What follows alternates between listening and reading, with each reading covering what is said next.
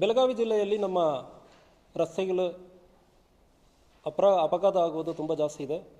ಪ್ರತಿ ವರ್ಷವೂ ಸುಮಾರು 800 ಜನ ಈ ರಸ್ತೆ ಅಪಘಾತದಲ್ಲಿ ತೀರಿ ಹೋಗ್ತಾ ಇದ್ದಾರೆ.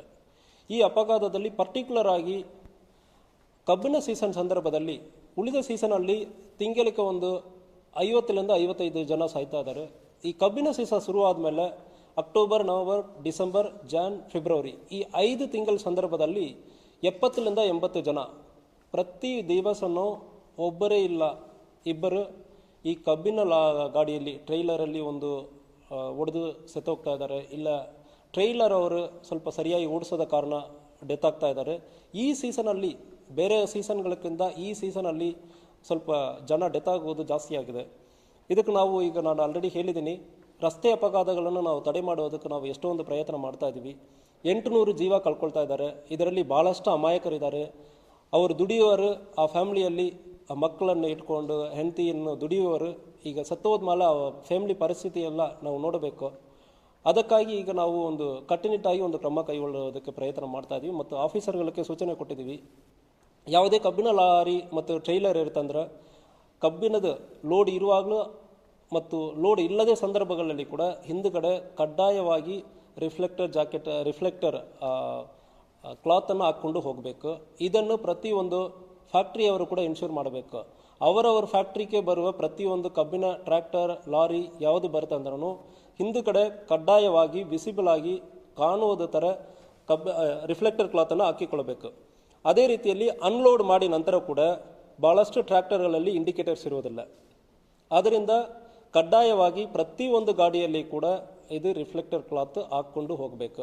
ಆ ಇಲ್ಲದ ಸಂದರ್ಭದಲ್ಲಿ ಖಂಡಿತವಾಗಿ ನಾವು ಕೇಸ್ ಮಾಡ್ತೀವಿ.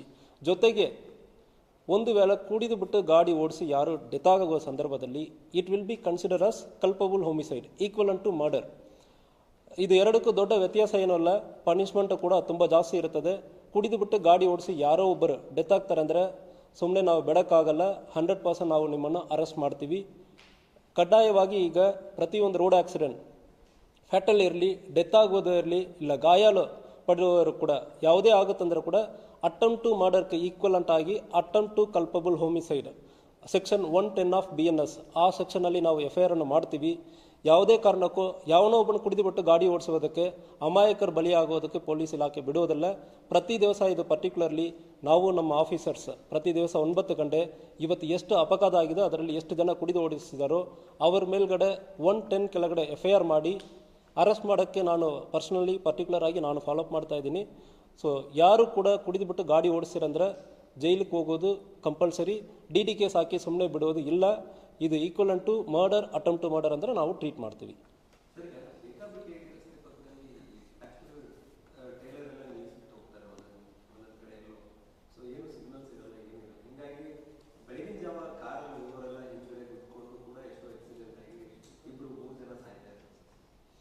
ಸೊ ಇದಕ್ಕೆ ಈ ಸೀಸನ್ ಸ್ಟಾರ್ಟ್ ಆಗೋದಕ್ಕೆ ಮುಂಚೆನೇ ಕೂಡ ಹಾರ್ವೆಸ್ಟರ್ ಮತ್ತು ಟ್ರಾನ್ಸ್ಪೋರ್ಟರ್ ಆರ್ಗನೈಸೇಷನನ್ನು ಕರೆದು ಮಾತನಾಡಲಾಗಿದೆ. ಈಗ ನಾವು ಆಫೀಸರ್ಸ್ ಕೂಡ ಸೂಚನೆಗಳು ಕೊಡ್ತಾ ಇದ್ದೀವಿ.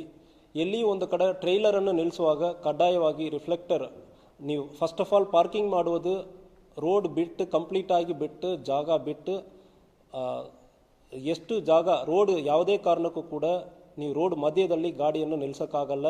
ಟ್ರ್ಯಾಕ್ಟರನ್ನು ಬಂದು ನಿಲ್ಲಿಸಬಾರ್ದು. ನಿಲ್ಲಿಸ್ತೀರಂದ್ರೆ ಅಂತಹ ಕೇಸ್ ಆಗುವ ಸಂದರ್ಭದಲ್ಲಿ ಕಾನೂನು ರೀತಿಯಲ್ಲಿ ಕ್ರಮ ಕೈಗೊಳ್ಳುತ್ತೀವಿ. ಅದೇ ರೀತಿಯಲ್ಲಿ ಗಾಡಿ ನಿಲ್ಲಿಸುವ ಸಂದರ್ಭದಲ್ಲಿಯೇ ಕೂಡ ರಿಫ್ಲೆಕ್ಟರ್ ಕ್ಲಾತನ್ನು ಹಾಕಿನೇ ನಿಲ್ಲಿಸಬೇಕು. ಇಲ್ಲಾಂದರೆ ಗಾಡಿಯನ್ನು ಕೂಡ ನಾವು ಸೀಸ್ ಮಾಡಬೇಕಾಗುತ್ತದೆ ಕೇಸಿಗೆ. ಇದು ಒಂದು ರೀತಿಯಲ್ಲಿ ಈ ಬೇಸಿಕ್ ಜವಾಬ್ದಾರಿಯನ್ನು ಹಾರ್ವೆಸ್ಟರ್ ಮತ್ತು ಟ್ರ್ಯಾಕ್ಟರ್ ಡ್ರೈವರ್ಸ್, ಇದು ತುಂಬ ಈಸಿಯಾದ ಕೆಲಸ.